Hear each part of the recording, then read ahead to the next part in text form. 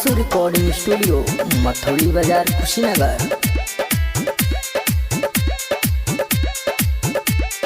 डोलतावे नीम के पतैया रे, डोलतावे नीम के पतैया रे, देवलोक से चलल बाड़ी मैया रे, देवलोक से चलल बाड़ी मैया रे, कर चल सखिया पूजैया रे, कर चल सखिया पूजैया रे, देवलोक से चलल बाड़ी मैया रे, देवलोक से चलल बाड़ी मैया रे, देवलोक से चलल बाड़ी मम्मा मैया रे, मैया रे,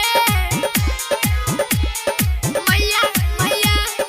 म्यूजिक डायरेक्टर शुभम सुमेरपुर।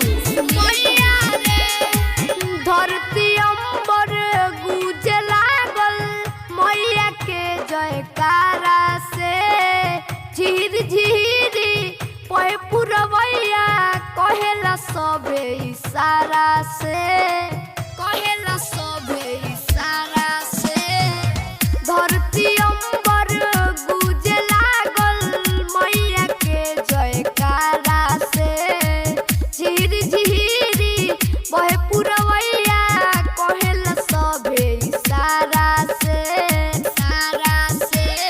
पार होई जिंदगी के नैया रे, पार होई जिंदगी के नैया रे, देवलोक से चलल बाड़ी मैया रे, देवलोक से चलल बाड़ी मैया रे, डोलतावे नीम के पतैया रे, देवलोक से चलल बाड़ी मैया रे, देवलोक से चलल बाड़ी मैया रे, देवलोक से चलल बाड़ी